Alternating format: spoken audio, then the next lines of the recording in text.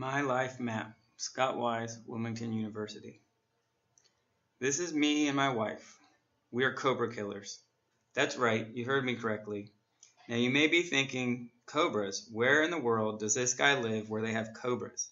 In their kitchen. We live in Chiang Rai, Thailand, and we have been here since August. In our 13 years of marriage, my wife and I have moved 13 times. I have lived in 4 states, but I have also lived in 4 countries. This is me with a group of my students in Harbin, China. It's not a hard place to find. Just keep going north through China until you get to Siberia. I taught English here from 2007 to 2012. We left on 48 hours notice because my wife was having a miscarriage. I think there may still be some coffee in our coffee pot there.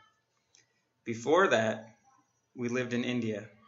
We went to teach in an orphanage. Our second son was born with Down syndrome and without an esophagus. When he passed away, we ended up homeless.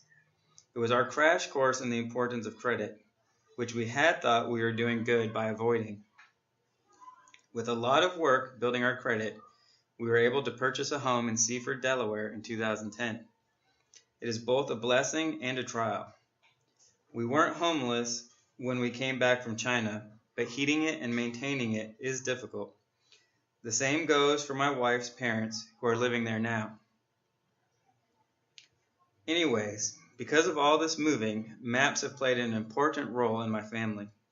So the metaphor of a life map is a natural one as we look to the future. Maps help us to understand where we are and where we are going. Harvard psychologist Steven Pinkerton explains, the mind best understands facts when they are woven into a conceptual fabric, such as a narrative, mental map, or intuitive theory. However, just like the Earth is three-dimensional and not flat, it is important that a life map is multidimensional as well. It seems counterintuitive, but when you factor in the Earth's multiple dimensions, the best path from New York to Beijing is over the North Pole. Since following my family around the world is a presentation in and of itself, we'll just focus on one place. We'll start here in Seaford, Delaware. A clear day in April 2013. My wife and I were planning a trip. A trip here, Jacksonville, Florida. Naturally, we consulted a map. Little did we know that this U.S. map and our life map were about to overlap. Not only did we raise the money to move to Thailand on this trip, we also had 26 hours of round-trip driving to discuss where we were going in life. It was on this trip that we decided that it was best for our family if I went back to school.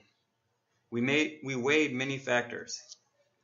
Some of the most important were skills, which I had in construction, climbing and removing trees, as well as teaching. Our values were time with family, serving and giving. Our abilities were hard work, studying, flexibility. Our desire was to control our finances and to open doors for the future. Personality was important because in 2006, I had tried my hand at real estate. It was terrible timing, but nonetheless, my personality was the main factor. I'm just not a salesman. We also wanted to utilize the experience that I had gained in 13 years all over the world doing so many things. It is also important to identify where you are in time. This diagram from the Advances in Organizational Psychology International Review is a life career rainbow. It's important to remember that although I'm a student, I'm not a traditional student. Many people making the decision of what to do when they're done with graduation only need to factor in the bottom layer, that they're the student, and the next layer, which is they have free time, and possibly the fact that they're a citizen. But being in the stage of life that I'm at 36 years old, I fall into all of these categories: homemaker, worker, citizen, leisure and recreation, and student. and all of these needed to be accounted for when we were making a plan. However, the biggest factor was what was best for the whole family. With the right focus, everything else comes into focus.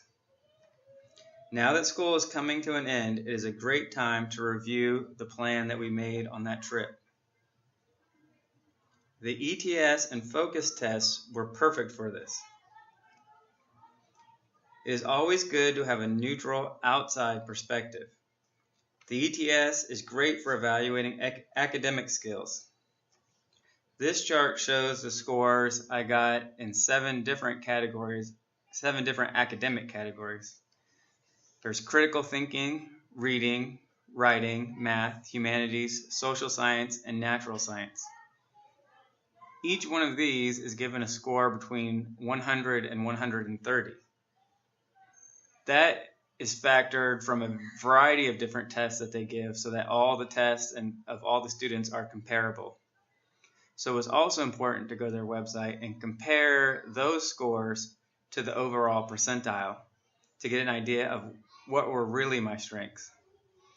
For example, my highest score was in reading at 129. Out of 130, that's pretty good, but it only falls in the 94th percentile. Apparently, there's some people that are pretty good at reading. On the other hand, critical thinking was scored at 125. However, this ranked me at the 97th percentile. So that can also be counted as a solid strength. Math was good in both the score and the percentile. Writing seems to be a weakness, but I like to think that all of these scores are pretty strong in general. The overall score of the test was 493, which was in the 99th percentile.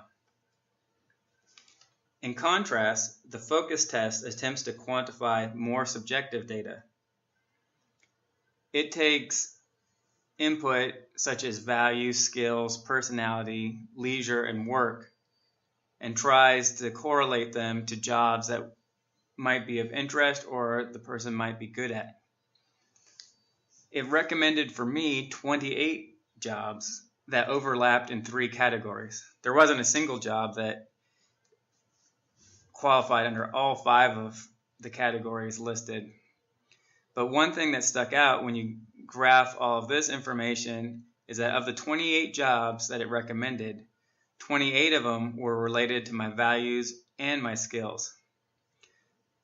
My leisure concerns also accounted for 14 of those, while personality and work accounted for 4 and 6. So one thing that's important to consider is that personality is not the determining factor for choosing a career, and work isn't either. I think that's because I'm pretty flexible with my personality and I like to work hard. But I need to focus on the areas of value and skill. In all 5 of these categories, the idea of helping continually came up. The 28 jobs recommended fell in 3 basic fields: education, health, and crime, such as teaching or medical assistant or border patrol agent. Out of those 28 jobs, 18 of them fell under the category of education. When the jobs were listed by title, 2 professions continually came up: professor and psychologist.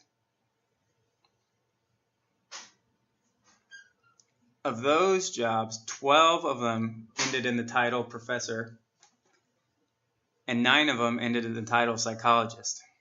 Now, with my current education level, I'm not qualified to do either of these jobs, but if you take all of this information together, the idea of a mentor-type teacher would be a good summary of a kind of job that I would be good at.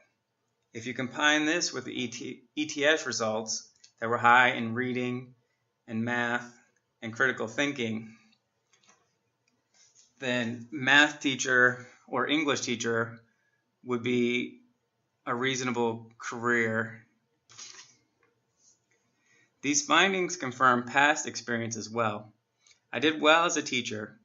I was managing the foreign teachers at the school after only 2 years. So what does a future as a teacher look like?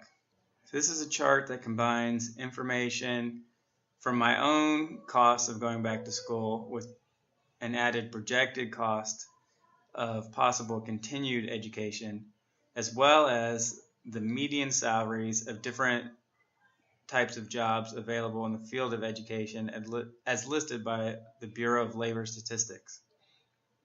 Now, with my current degree, it's possible to teach at the middle school and high school level. The middle school actually averages just over $2,000 more than a high school at $57,000. The profession that continually came up on the focus assessment was that of professor, which I would need more education for, at least a master's, which would also probably include having to take some more bachelor's classes so I could get a master's in something specific, and possibly even more education after that. But the pay is higher, and the test seems to think that I would like that job. And it does sound interesting.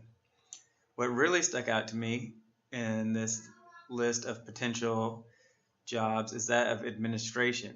That would require a master's in education and administration, but could be continued from the schooling I have now. If I were to teach, that was something I could do at the same time, gradually, and also have the experience of teaching. And the pay for that profession is actually considerably higher than any of the rest at $87,000. This seems like an idea I would at least like to consider as I want to continue my education. So what's next? This brings us back to America. Jacksonville, Florida, to be specific. While researching what I could do with my upcoming degree, as well as what we can do about our house in Delaware, I was contacted by a friend who works for the school district there. He sent me this info.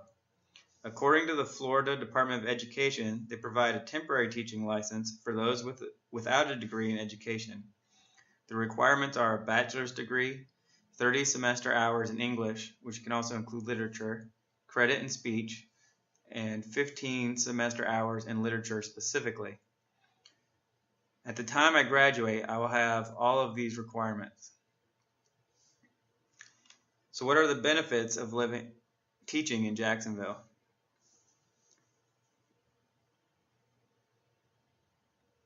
There are jobs available already even today in the middle of the semester. There's increased pay. Even though teacher salary may seem low to some, it is good for us. There are health benefits. The lower cost of living is really important to us. We can work near our home, and we have the possibility of future missions. While it meets our short-term needs, getting an American teacher's license also keeps the door open to the rest of the world. Overall, I think the decision to go back to school was the right one, and I'm grateful for the opportunities that the Bachelor's in General Studies has afforded us.